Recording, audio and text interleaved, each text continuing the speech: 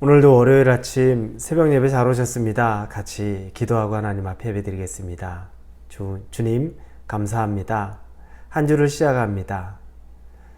한 주의 시작은 늘 기대가 됩니다. 하나님이 우리를 예배로 만나 주시니 더 기대가 됩니다. 오늘 하나님이 주시는 말씀 속에서 우리가 찾아가야 될 길을 제대로 찾아가게 하시고 또 우리에게 용기가 필요한 일들이 있다면 말씀으로 용기를 얻게 하시고 또 우리가 하나님 안에서 변화되어야 되는 내용들이 있다면 우리의 변화가 있게 인도하여 주옵소서. 감사합니다. 예수님의 이름으로 기도합니다. 아멘. 오늘 우리에게 주시는 말씀은 누가복음입니다. 누가복음 7장 31절에서 35절까지의 말씀입니다. 누가복음 7장 31절에서 35절입니다. 누가복음 7장 31절부터 우리 같이 읽겠습니다. 또 이르시되 이 세대의 사람을 무엇으로 비유할까? 무엇과 같은가? 비유하건대 아이들이 장터에 앉아 서로 불러 이르되 우리가 너희를 향하여 피리를 불어도 너희가 춤추지 않고 우리가 곡하여도 너희가 울지 아니하였다함과 같도다. 세례 요한이 와서 떡도 먹지 아니하며 포도주도 마시지 아니하며 너희 말이 귀신이 들렸다 하더니 인자는 와서 먹고 마시매 너희 말이 보라 먹기를 탐하고 포도주를 즐기는 사람이요 세리와 죄인의 친구로다 하니 지혜는 자기의 모든 자녀로 인하여 옳다함을 얻느니라. 아멘. 오늘 본문에서는 예수님이 한 비유를 말씀하십니다. 이 비유는 장터의 비유입니다. 특히 장터에 있는 아이들, 그 아이들의 비유를 이야기합니다. 그런데 핵심 내용은 이 장터에 있는 아이들의 비유는 이 세대에 대한 설명이라는 겁니다. 그 당시 예수님이 말씀을 전할 때는 그 세대, 예수님이 바라보고 살아가고 있는 그 세대에 대한 비유로 이야기를 한 것입니다. 참 재미있는 비유입니다. 아이들이 장터에 있습니다. 이 장터는 어떤 공간입니까? 모든 사람이 만나는 장소가 장터입니다. 우리도 지금은 뭐 없지만 예전에 시골에 사셨던 분들은 시골 장터라는 걸 알고 또 우리 드라마나 뭐 영화를 통해서 그 장터의 풍경, 다큐멘터리를 통해서 보기도 합니다. 장터는 모든 사람들이 모이는 공간이죠. 그곳에서 매매도 이루어지고 또 그곳에서 우리의 모든 필요가 채워지고 사람들 간의 교감도 이루어지는 장소가 바로 장터입니다. 그래서 모든 희노애락이 그 장터에는 다 있습니다. 그래서 오늘 비유의 첫 번째로 장터에 앉아 아이들이 있는데 우리가 너희를 향하여 피리를 불어도 너희가 춤추지 않고 라고 나옵니다. 피리를 분다, 춤을 춘다. 이건 기쁜 일입니다. 즐거운 일이 장터에 생긴 겁니다. 뭐 결혼일 수도 있고 축하일 수도 있고 기쁜 일이 생겨서 피리를 불면서 그 흥에 겨워 있는 겁니다. 그러면 그 피리의 자락에 맞춰서 춤을 추고 노래를 부르고 해야 되는데 피리를 불어도 너희가 춤추지 않고 이렇게 나옵니다. 기쁜 일이 있어도 기쁜 어떤 그런 흥이 전혀 없다는 거죠.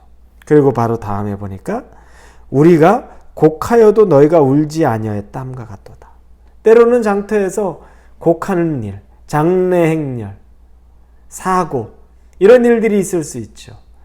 그런 장례 행렬이나 사고나 해서 애통하며 곡하고 통곡을 하는 게 있으면 옆에 있는 사람들이 같이 아파하고 같이 울어야 되는 거죠. 그럼에도 불구하고 누구도 곡하지 않았다는 겁니다. 이게 왜 세대를 비유하는 걸까요? 이게 왜 어떤 세대를 상징하는 걸까요? 이 비유를 할 때 한번 생각해 보십시오.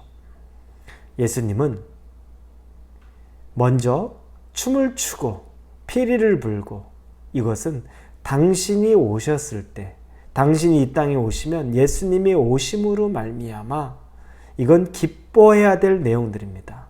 이게 죄인들에게 영생의 선물이 주어지고 영원에 대한 약속이 주어지는 겁니다. 감사해야 될 내용입니다. 그런데 이 기뻐해야 될 내용, 피리를 불어도 춤을 추는 자가 없습니다.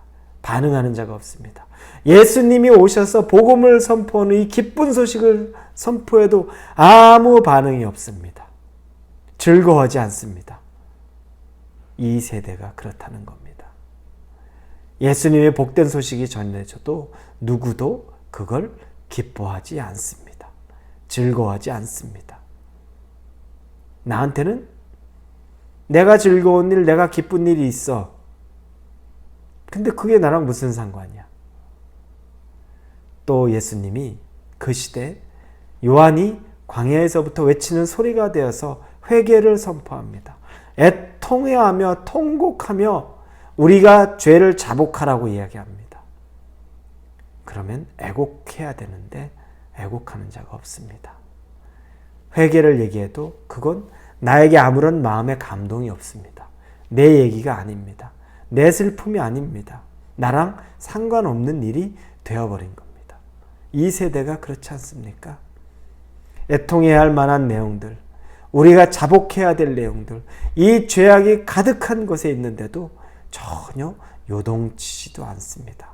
마음의 요동이 없습니다.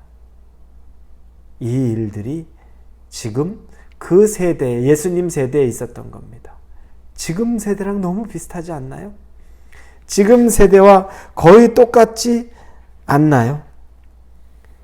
심지어 애통해야 하라는 말, 음식도 먹지 않고 절제하고 광야에서 그런 소리와 같은 일을 하는데 사람들이 그 요한을 가리켜 말하는 것이 뭡니까?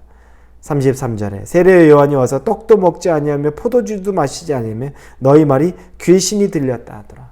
제정신이 아니야. 뭐 하는 거야? 왜 저렇게 사는 거야? 제정신 아니네.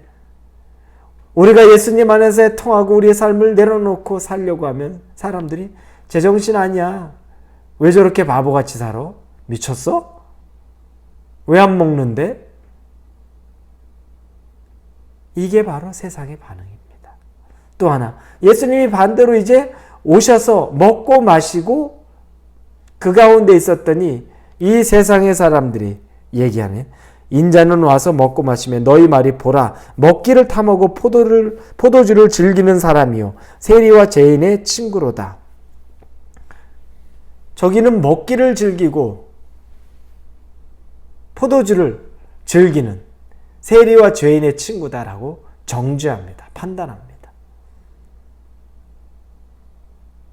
이런 일들이 우리 주변에서 얼마나 많습니까? 이 세대, 예수님의 세대와 지금 우리 세대가 아주 놀라고 소름이 끼칠 만큼 너무너무 똑같습니다. 아마 앞으로 올 세대도 더하면 더 똑같지 덜하지는 않을 겁니다. 지금 이 세대는 어떻습니까? 애통함이 없습니다. 그리고 기뻐함도 잃어버린 세대입니다. 죄에 대해, 우리의 상황에 대해 애통과 슬픔도 없고 예수 그리스도에 대한 기쁨과 기대도 없는 세대. 이 세대를 우리가 지금 살고 있는 겁니다. 사랑하는 우리 성도 여러분, 하나님이 우리에게 주시는 말씀이 임할 때에는 우리가 회개하고 마음을 돌이키고 애곡할 수 있기를 바랍니다. 그리고 예수 그리스도를 통해서 우리에게 기쁜 소식이, 하나님의 말씀이 전달될 때에는 피리에 따라서 춤을 추고 즐거워할 수 있기를 바랍니다. 그게 이 시대를 하나님이 원하는 방식대로 살아가는 겁니다.